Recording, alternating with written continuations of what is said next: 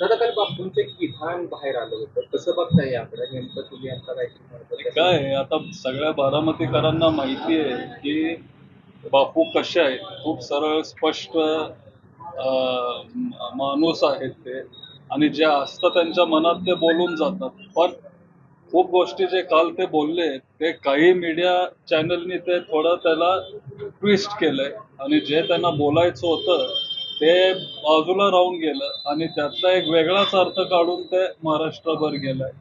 खरं तर त्यांना तसं बोलायचं नव्हतं. शेवटी ते दोघंही भाऊ आहेत, आणि बापू धाकटे भाऊ आहेत दादांचे.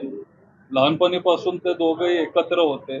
लहानपणी आणि आता इथपर्यंत दोघांनी एकमेकांना साथ दिली.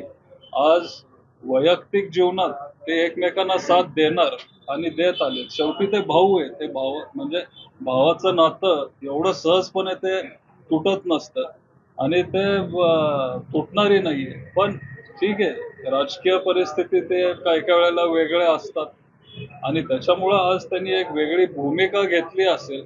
पण जे काही ते बोलले, ते दादांबद्दल अजिबातच बोलले नाहीये. आता काय काय शब्द तिथं वापरले गेले, ते नंतर वादग्रस्त ठरले. पण तो शब्द बापूंनी कधी, आता काही मीडियामध्ये किंवा महाराष्ट्रामध्ये बऱ्याच काय काय आपले रील असतात, बाकीचे युट्यूब काही चॅनल असतात, तिथं जे आपलं फॉर्मल मीडिया नाही पण इनफॉर्मल मीडिया काय असते, तिथं काहीतरी त्याचा वेगळा अर्थ काढला गेलाय. पण ते तसं दादांना कधी तसे बोलले नाहीये. खरं तर काल आजींचा वाढदिवस होता. माझ्या आजी म्हणजे आशाताई, तुम्हाला माहिती आहे. तेव्हा पण ते सगळे एकत्र आलेले, त्यांची चर्चा पण झाली. ते एकमेकांना समजून घेतात. बापूंचं पण दादांवर प्रेम आहे, दादांचं पण बापूंवर प्रेम आहे. शेवटी ते भाऊ आहे, हे आपण विसरू शकत नाही. पण राजकारण वेगळं ठेवलं पाहिजे, कुटुंब वेगळं ठेवलं पाहिजे. आणि जे काय बापू बोलले, ते काटेवाडीमध्ये काही पुढारी लोक आहेत, काही तिथं ग्रामस्थ आहेत काटेवाडीमध्ये, ते त्यांना बोलले की जर, आणि ते बापूंचे मित्र आहेत, मित्र होते किंवा आहेत, आणि त्यांना ते असं म्हणाले की ते बापूंना काय बोलले की पुढच्या 10 वर्ष आपल्याला दादांकडून खूप काय काय मिळू शकतं, आपल्याला हे काम भेटू शकतं, आपल्याला ते तिथं आपल्याला काहीतरी फायदा होऊ शकतो. त्याला ते बापू वैतागून तसं बोलले. दादांना तसे ते बोलले नाही, कधी ते बोलणार नाही. शेवटी मोठा भाऊ आहे, ते त्यांना रिस्पेक्ट करतात. फक्त राजकीय त्यांचे काही भूमिका आज थोडे वेगळे. अनावधानाने हा शब्द गेलाय का? कारण का परवा दिवशी ती काटेवाडीच्या ग्रामस्थांबरोबर बैठक झाली होती. कुठला शब्द? की स्वतःच्या भावाला ते म्हणले की असा नालायक नाही माणूस नाही, कधी ते पाहिला नाही. नाही ते आपल्या त्या वक्तव्यामध्ये देखील आहे.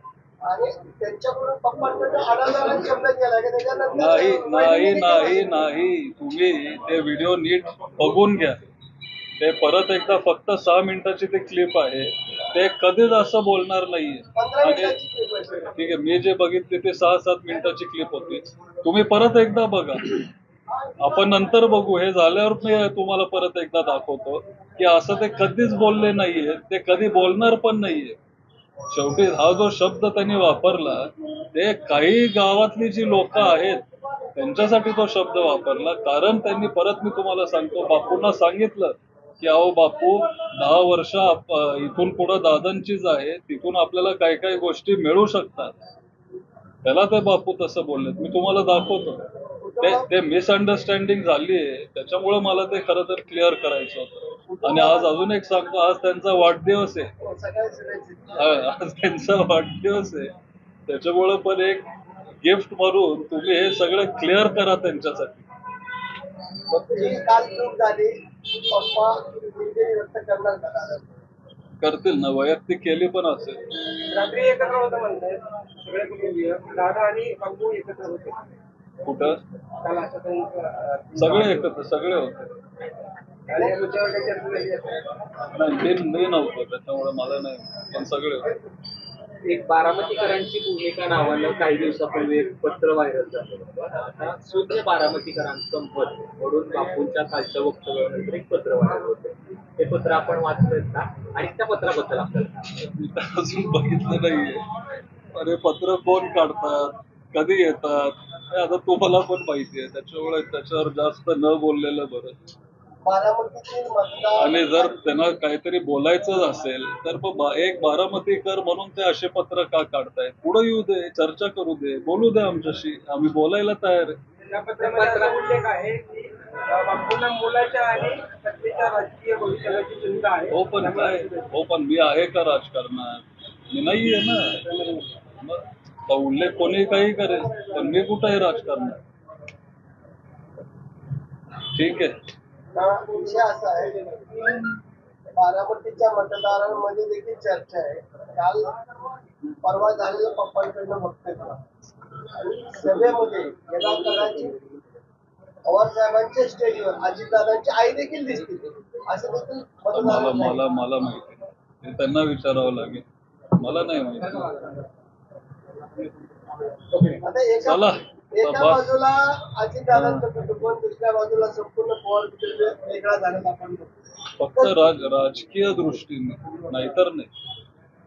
राजकारणात किंवा जी भूमिका त्यांनी घेतली आहे, नाहीतर आम्ही सगळं खूप जवळ आहे. लहानपणीपासून पारदादा असतील, जय, आम्ही सगळे एकत्र इथं फिरतोय, तुम्हाला माहिती आहे. त्याच्यामुळे ठीक आहे, राजकीय काही भूमिका वेगळ्या असू शकतात. बारामतीला जशी सदाबापूंकडे जबाबदारी दिलेली आहे, तशी जबाबदारी आपले पप्पा श्रीनिवास पवार यांच्याकडे दिलेली आहे. आज पेपरला देखील आलेली आहे. तुम्हाला समजेल, दिल्यावर समजेल. एबीपी माझा, उघडा डोळे बघा नीट.